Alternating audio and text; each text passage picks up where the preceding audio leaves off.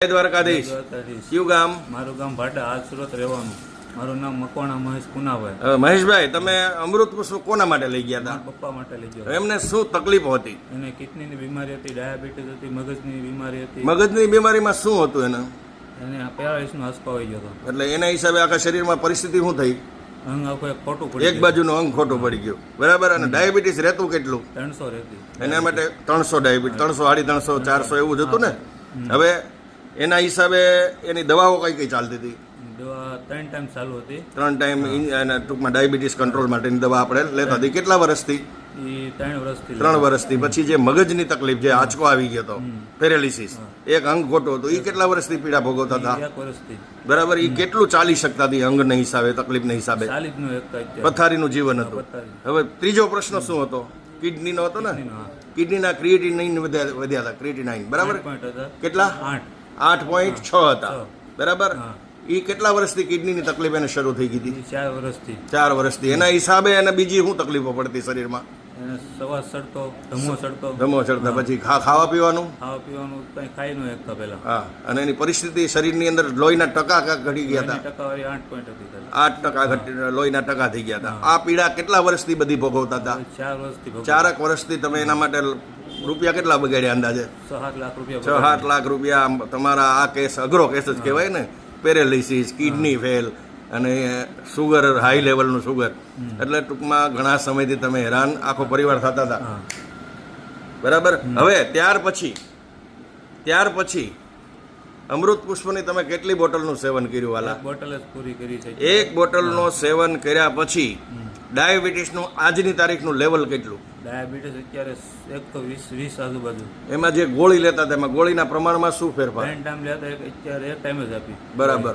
એટલે ટૂંકમાં સુગર તમારું ઘણું ખરું કંટ્રોલ થઈ ગયું.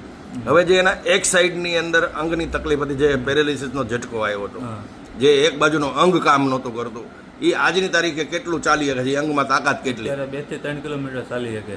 એટલે સંપૂર્ણ રાહત ગણી શકો એ બાબતમાં. હવે જે કિડનીના ક્રિએટિનાઇન 8.6 હતા, બરાબર. અને આજની તારીખે રિપોર્ટ કરાવ્યા પછી કેટલા છે? રિપોર્ટ તમે લાવ્યા છો? હા. એ હવે પછી આપણે મૂકી દઈશું પાછળ. 5.4. ફક્ત ને ફક્ત 20 થી 22 દિવસનો કોર્સ થયો છે આપણે, બરાબર. 22 દિવસની અંદર જે વ્યક્તિ 2 ડગલા પણ ચાલી શકતી નહોતી, એમાં જતું ને, પથારીમાં હતા, અત્યારે 2 થી 3 કિલોમીટર હાલે છે. તો અમૃત પુષ્પની કૃપા કેટલી કહી શકાય. અમૃત પુષ્પ એટલે એકદમ આયુર્વેદિક ઉકાળો છે. હવે એને જમવાની તકલીફ હતી. એ કેટલું પહેલા જમી શકતા હતા? અડધો રોટલો જમતા પહેલા બરાબર. અડધો રોટલો એ કેમ ખાતા? થોડું ખાતા. પરાણે થોડુંક પહેલા થોડાક 2 કટકા ખાઈને પાછા ખમે ને પાછા ખાય. કારણ કે ખાય એટલે એને ઉમસ આવે, ઉલટી થાય, બરાબર, વોમિટિંગ થતું હતું. જરે નહીં પેટમાં જરે જ નહીં, નકરો ગેસ થાય, એ બધું હતું જે નહીં. તમે જોયેલા હતા એટલે મને ખબર જ હોય ને. હવે એ તમે આ 22 દિવસનો કોર્સ કર્યો, એમાં કેટલા દિવસમાંથી ખાવાનું ઉપડવું મળ્યું? અત્યારે 1 રોટલો ખાઈ. આમ શરૂઆત કેટલા દિવસમાં જમવાની ચાલુ થઈ ગઈ? 10 થી 15 દિવસ. લોહીના ટકાની રેન્જ કેટલી આજની? અત્યારે 12%. 12%. એટલે જે 8 માંથી 12 ખાલી દિવસ કેટલા થયા? અત્યારે માનો 20 દિવસ થયા. હવે આ ચમત્કાર જેવું લાગે, કોઈને મગજમાં ઉતરે નહીં. પણ તમારી પરેજી અને અમૃત પુષ્પનું બોડીની સફાઈ કરવાનું કામ, બીજું આ કાંઈ દવા તો છે નહીં, બરાબર. પણ લોકો જો પરેજી પાળે, સત્યની રાહ ઉપર હાલે પોતાના માટે, તો જે જિંદગી હારી ગયેલા છે એમાં પણ ભગવાન જવાબ આપે છે. પણ આ જેના ભાઈ સમજે ને કરે તો અમે તો સમજાવીએ છીએ, કારણ કે અમારામાં કાંઈ લાંબુ લઈ લેવું નથી ભાઈ. એક સામાન્ય 100 રૂપિયાની દવા, 100 રૂપિયાનું મધ, દવાઈ ન કહેવાય, ઉકાળો છે. એ જો કરો તો થાય ભાઈ, બરાબર. તો તમારે તો ભગવાનની કૃપા થઈ ગઈ છે, બરાબર. હવે આવી તકલીફ વાળા કોઈ લોકો માટે તમારો ફોન નંબર જણાવો. 89 80 37 84. હવે એમાં થોડુંક જોરથી બોલો.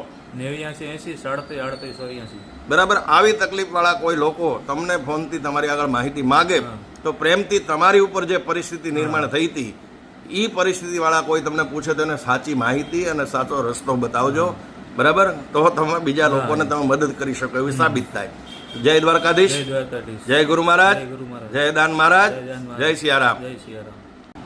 આ દર્દીનો અમૃત પુષ્પ શરૂ કર્યા પહેલાંનો 1 મહિના પહેલાંનો રિપોર્ટ, અમૃત પુષ્પ શરૂ કર્યા પહેલાંનો 1 મહિનાનો રિપોર્ટ છે, બરાબર. આ એક જ્યારે અમૃત પુષ્પ લેવા માટે આવ્યા ત્યારનો રિપોર્ટ.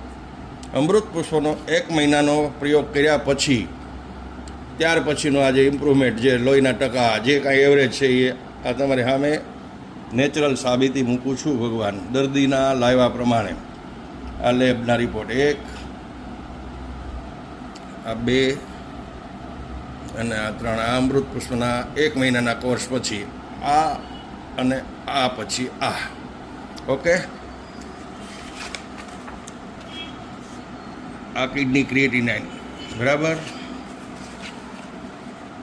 ડેટમાં જોજો, જે લોકોને વિશ્વાસ આવે એવા માટે આ તમને પારદર્શિકતા માટે મૂકું છું, કે માણસને નેચરલ ખ્યાલ આવે.